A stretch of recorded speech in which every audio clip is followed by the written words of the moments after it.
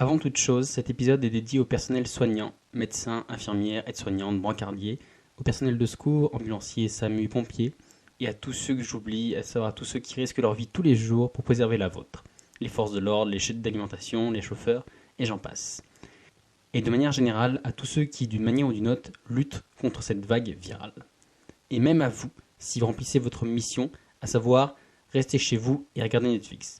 Parce que, sérieusement, qu'est-ce qu'il peut y avoir de plus simple comme consigne que d'attendre que ça se passe?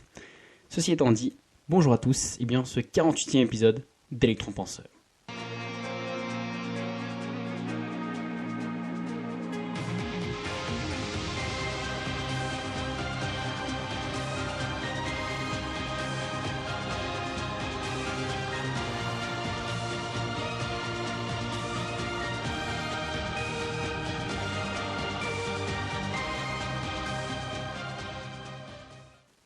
Donc bonjour à tous, chers auditeurs et confinés. Alors oui, je sais, certains diront parmi vous peut-être que je surfe sur la vague du moment, que je suis un peu putaclic, que je profite du buzz et de l'actualité pour faire parler de moi sur la vie des autres gens.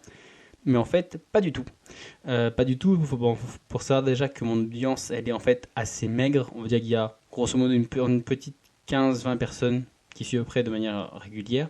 Donc elle est trop maigre pour que j'essaye vraiment de faire le buzz, me faire la pub de suite. Ensuite, du coup, le podcast que vous écoutez, il est 100% gratuit. Donc du coup, je fais ça juste parce que je voulais parler avec vous d'un phénomène unique et historique qu'on est tous en train de vivre, qui s'est même jamais produit, je pense, à mon sens, dans l'histoire de l'humanité, du moins pas dans ces conditions-là. Donc du coup, voilà, je voulais juste parler de ça avec vous. Mais de toute façon, j'ai rien à vous vendre et mon audience est trop maigre pour que je fasse une espèce de buzz. Je veux dire, restez chez vous, mais je sais que ça touchera pas grand monde. Alors, pour mettre un peu de contexte, si vous écoutez cet épisode bien plus tard, on est actuellement en fin mars 2020, et le monde, du coup, il subit de plein fouet l'épidémie de coronavirus. Donc, si vous écoutez cet épisode bien plus tard, peut-être que vous pouvez nous dire comment on s'en est sorti, si on s'en est sorti ou si ça a vraiment pété de partout.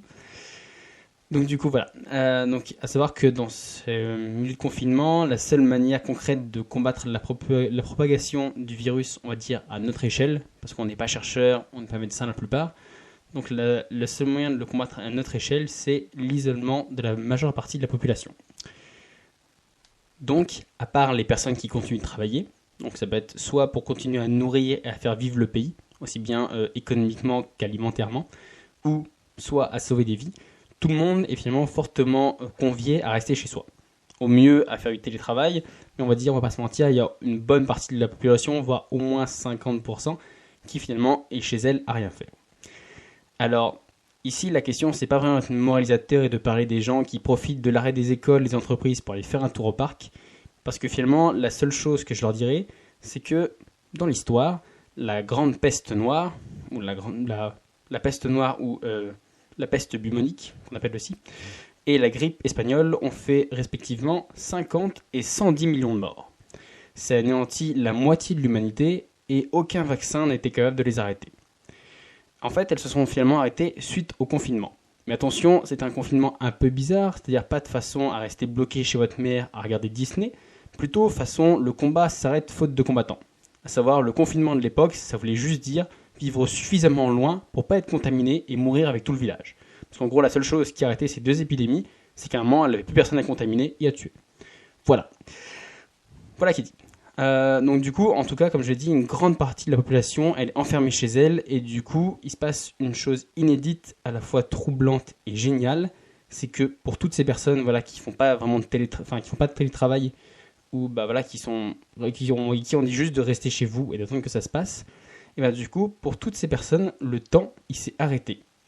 Alors, c'est bien sûr au sens sociétal du terme, on va dire, parce que vous n'allez pas arrêter de vieillir pour autant, mais on va dire que tout le système, il s'est bloqué. Donc les usines, elles sont fermées, les écoles, les universités aussi.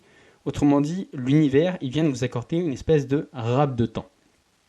Alors oui, je sais, je ferai sûrement un épisode sur... on me l'a demandé sur justement la flèche du temps. Donc voilà un peu ce que je vous avais déjà dit, qu'on ne pouvait pas gagner du temps dans un de mes précédents épisodes. Donc du coup, là, c'est presque surréaliste. En gros, vous avez presque gagné du temps. C'est-à-dire que la courbe, vous continuez à faire votre parcours sur la flèche, mais c'est comme si le monde autour, lui, il avait arrêté de continuer sur la flèche, il s'était bloqué et il vous attendait. Alors vous pouvez passer les prochaines semaines à geeker comme un dingue 20 heures par jour, à apprendre le violon, à lire toutes les BD du monde ou à vous perdre pendant des centaines d'heures sur YouTube. Tout ce temps, en fait, finalement, il ne sera pas perdu. Parce que le monde, entre parenthèses, il vous attend. Il n'avancera pas sans vous.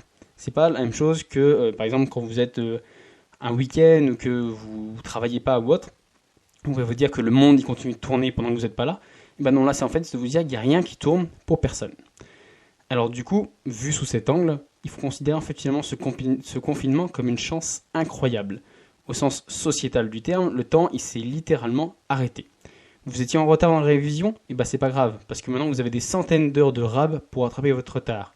Vous n'ayez pas le temps de passer du temps avec vos enfants ou avec les gens qui vivent chez vous. Et ben, pour les prochaines semaines, votre travail n'est plus qu'un lointain souvenir. Vous avez tout le temps de passer du temps avec eux, de regarder des films, de leur apprendre à faire du vélo dans le jardin. Voilà. Vous vouliez lancer un projet, mais vous ne trouviez jamais le temps. Et ben maintenant, vous avez des journées entières où vous pouvez faire que ça, sans avoir une voix dans votre tête qui vous dit de chercher du boulot, de profiter de votre temps libre ou de penser à demain. En fait, c'est souvent ce qui peut vous arriver. Par exemple, je sais pas si vous, comme je dis, si vous êtes au chômage ou tout simplement un week-end. Un week-end, quand on fait quelque chose, on essaie de se lancer dans un projet ou de la moindre action qu'on fait, on a toujours cette petite voix qui nous dit « Ouais, mais le temps que tu as là, il est limité. Genre, le gâche pas parce que au bout de 2 jours, hop, tu retournes bosser. » Donc, vous voyez en fait vraiment ce confinement comme une opportunité. Pour ma part, je fais des nuits de 11 heures en ce moment. Donc, il semblerait que je manquais quelque peu de sommeil. Je passe des après-midi entières à lire ou à discuter avec des amis avec qui souvent je n'ai pas pris de nouvelles depuis pas mal de temps. Donc du coup, voilà, j'arrive à m'occuper. Après, il faut dire que j'ai une bonne formation puisque étant geek dans l'âme, ça ne me dérange pas de rester pendant 5 jours enfermé sans voir la lumière du jour.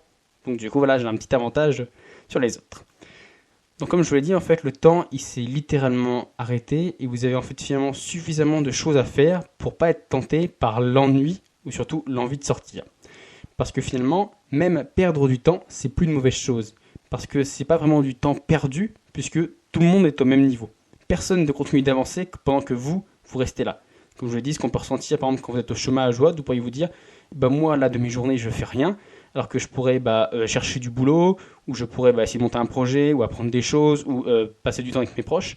Toutes ces choses, où on a un peu la culpabilité qui nous tomberait dessus en mode, moi, je suis là à rien faire, à laisser passer ma vie pendant que les autres, ils la vivent. Et toute cette chose-là, dans la situation actuelle, vous ne l'avez plus, puisque tout le monde est au même niveau et tout le monde s'est arrêté en même temps.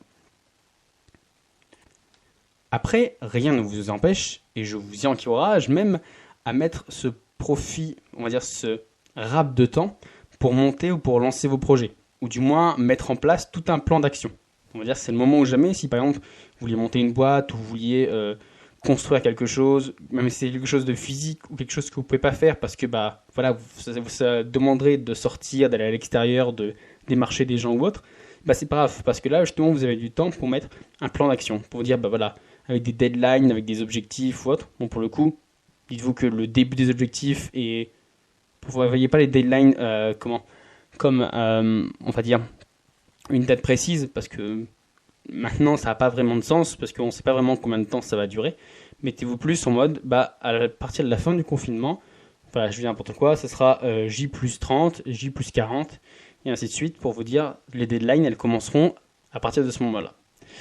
Donc du coup, vous avez le temps, vous pouvez en profiter.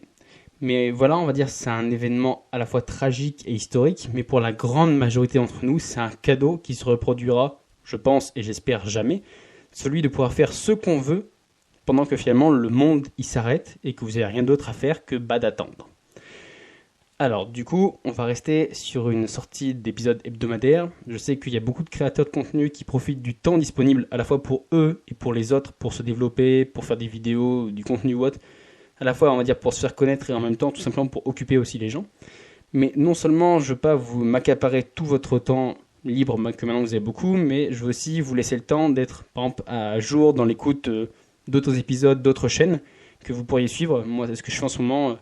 Je suis plein de chaînes en même temps, surtout au niveau des podcasts, et du coup, le fait d'être à rien faire, du coup, ça me permet pas mal de me remettre à jour. Et si finalement vous êtes à jour partout, ça vous permet finalement de découvrir des nouvelles chaînes, et voilà, des petits créateurs ou des grands créateurs qui vous étiez passés sous le nez, de pouvoir les découvrir. D'ailleurs, en parlant de ça, je vais également bientôt vous faire ma review printemps avec les idées pour de nouveaux trucs à découvrir et notamment pour vous occuper.